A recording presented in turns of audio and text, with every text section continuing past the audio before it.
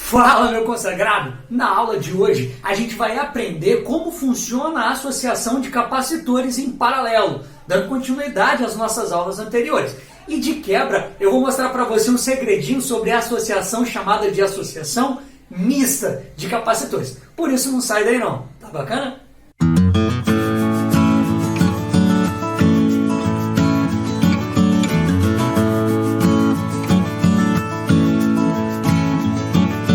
Fala galera, aqui quem fala é o professor Eduardo, famoso quadrado, seu professor de física. E como prometido, na aula de hoje eu vou te mostrar o que é a associação de capacitores em paralelo. Existe uma diferença entre esse tipo de associação e a associação de capacitores em série.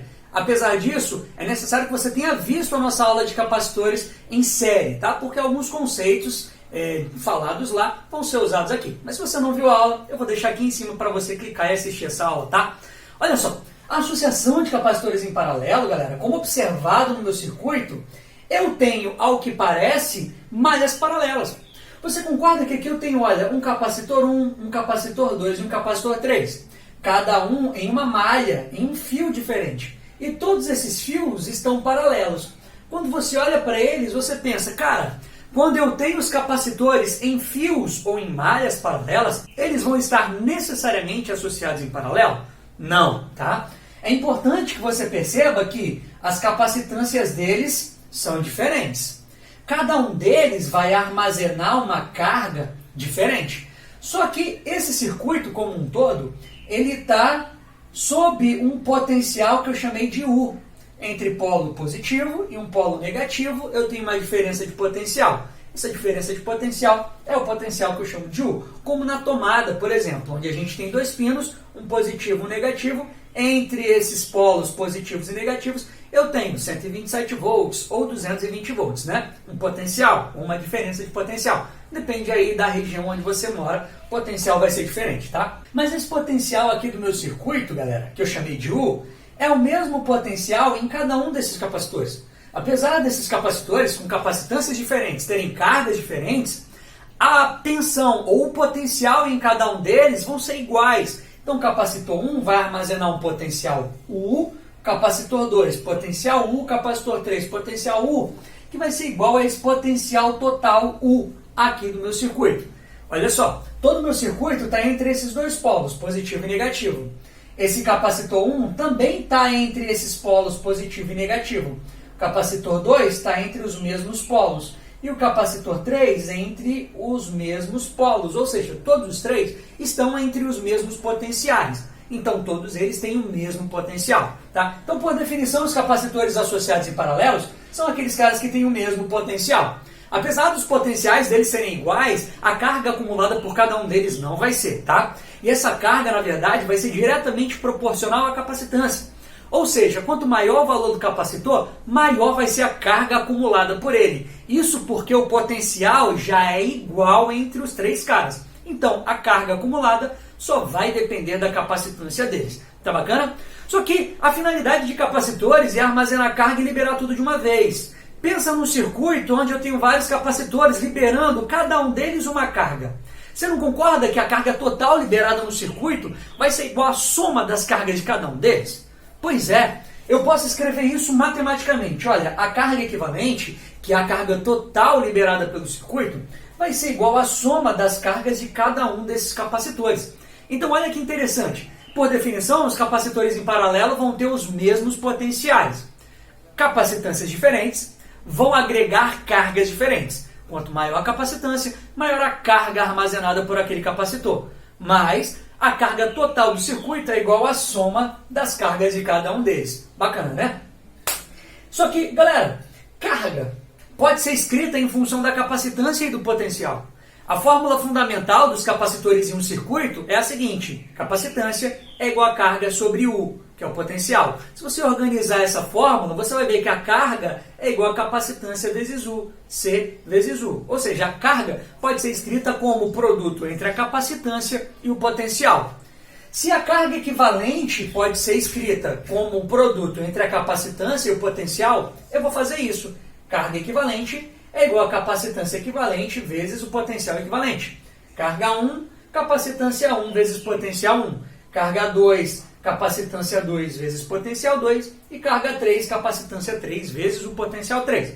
Só que apesar de eu ter colocado nomenclaturas diferentes para os potenciais, eu sei que todos eles são o quê? Iguais, porque todos eles estão associados em paralelo. Já que os potenciais são iguais, eu posso nessa equação cortar todos os potenciais.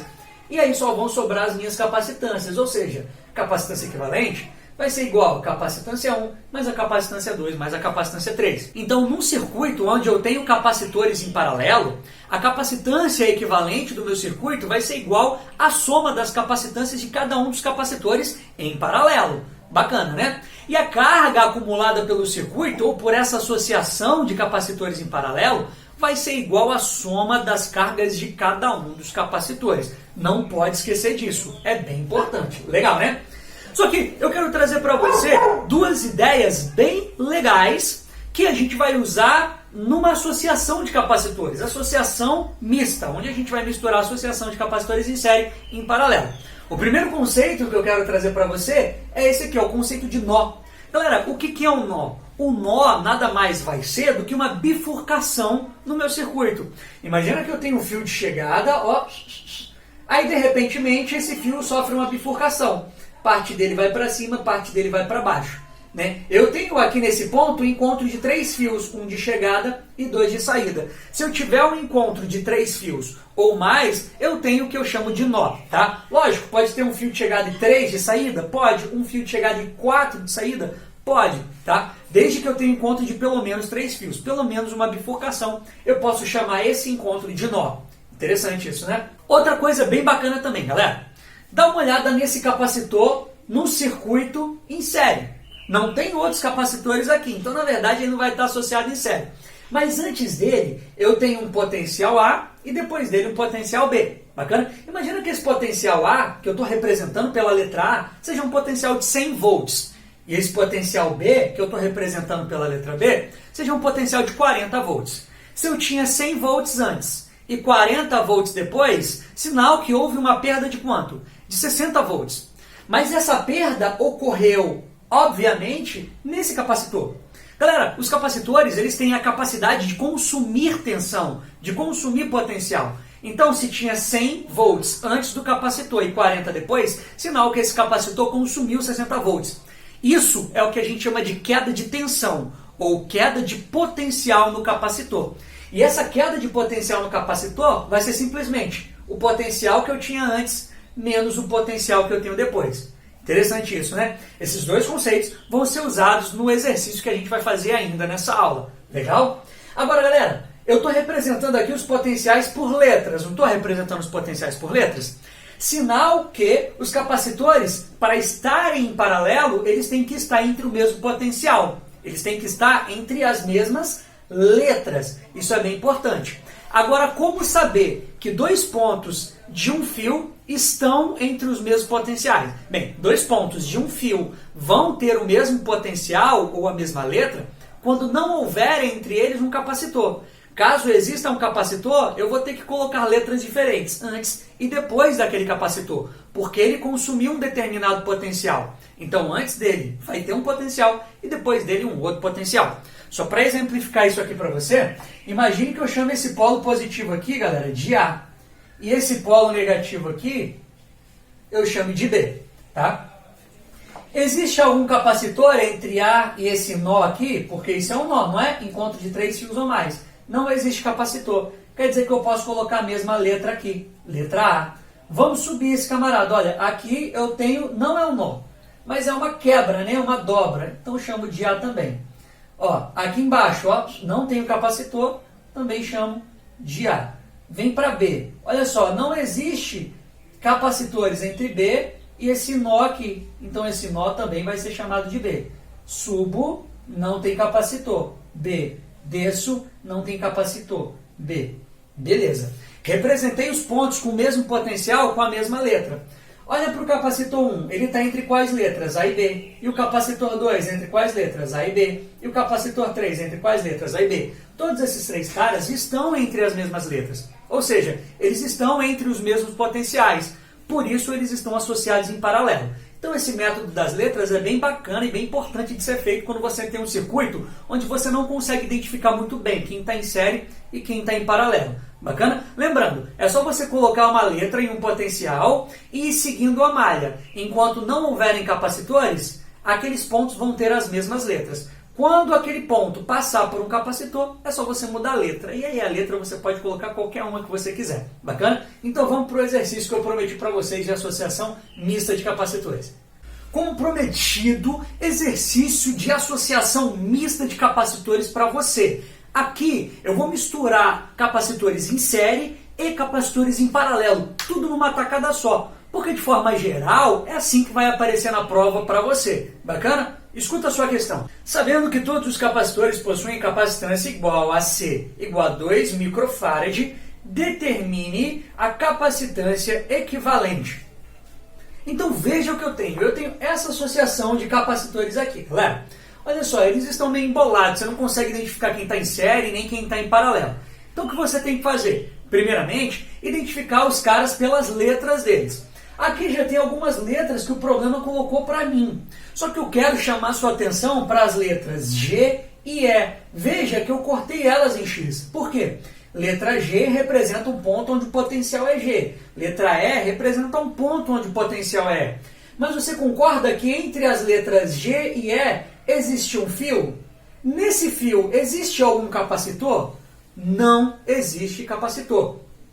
Quando entre dois pontos não existe capacitor consumindo potencial, quer dizer que esses dois pontos têm o mesmo potencial. Ou seja, os potenciais em G e E são iguais. Então eu corto essas letras e chamo eles de M, para dizer que eles têm o mesmo potencial. Então agora é um ponto M e um ponto M.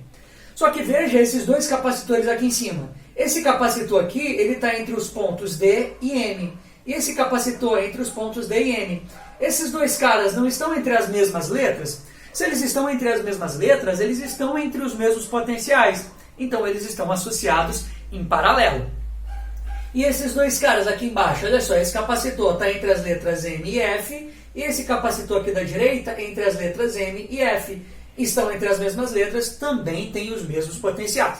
Então esses dois capacitores aqui em cima estão em paralelo, e esses dois aqui embaixo estão em paralelo. Você não pode misturar ele. Então eu vou pegar esses dois aqui de cima e vou calcular a capacitância deles em paralelo. A capacitância deles eu vou chamar de C1. Capacitância em paralelo é só somar, né? Cada um deles tem uma capacitância de 2 microfarad. Então 2 mais 2, 4 microfarad. Esses dois aqui de baixo também vou calcular a capacitância deles. Eles estão em paralelo. Eu vou chamar essa capacitância de 2, que é igual à soma das capacitâncias deles. Todo mundo tem capacitância 2. Então 2 mais 2, 4. Beleza? Olha o que acontece quando eu junto esses dois caras aqui de cima. Esses dois caras estão entre as letras D e M. E eles viraram um capacitor de 4 microfarad. Entre quais letras? D e M. Esses dois capacitores aqui de baixo estão entre as letras M e F. Eles viraram um capacitor de 4 microfarad. Entre as letras M e F. Viu como é que ficou a minha associação de capacitores? Então esse paralelogramo aqui, né, ele virou essa malha única com dois capacitores de 4 microfarad. Agora pergunta, esses dois capacitores de 4 microfarad, eles estão em série ou estão em paralelo? Eles estão em série, não é? Porque não existe entre eles nenhum nó. Quando não existir entre dois capacitores um nó, não tem nó entre eles, quer dizer que eles vão estar em série. Pega essa dica que é importante. Se eles estão em série, a capacitância equivalente de dois capacitores em série pode ser dado como o produto dividido pela soma. Isso a gente já viu na aula anterior. Produto deles, 4 vezes 4 sobre a soma, 4 mais 4. 4 vezes 4 dá 16, 4 mais 4 dá 8, 16 sobre 8 dá 2 microfarad. Então esses dois caras, eles viraram apenas um. Viu que esses dois estavam entre as letras D e F? Então agora eu tenho um capacitor de 2 microfarad entre as letras D e F. E esse capacitor aqui, que está aqui desde o começo, entre as letras H e I, eu mantenho ele bem aqui, tá? Só que veja bem, galera, entre essas letras H e D, existe algum capacitor? Não, então essas letras são iguais. Eu poderia substituir, mas eu não vou. E entre essas letras I e F, existe algum capacitor? Não, então essas letras são iguais, porque elas têm o mesmo potencial. Então o cara que está entre as letras H e I tem o mesmo potencial que o cara que está entre as letras D e F. Eu consigo até perceber que esses dois caras estão em paralelo. Olha só, essas duas malhas em paralelo já sugeria isso. mas é importante fazer essa regra das letras. Se esses dois caras estão em paralelo, a capacitância equivalente deles vai ser a soma das capacitâncias dos dois. 2 mais 2 é igual a 4. Logo, a capacitância equivalente desse circuito grotesco é de um capacitor com uma capacitância de 4 microfarad. Bacana? Espero que você tenha entendido. Se você tem alguma dúvida, é só você perguntar aqui abaixo nos comentários que eu vou te responder com todo o prazer do mundo. Compartilhe esse vídeo com seus amigos. Vai que tem alguém aí precisando de aprender associação de capacitores. Tá? Até a nossa próxima aula. Beijo!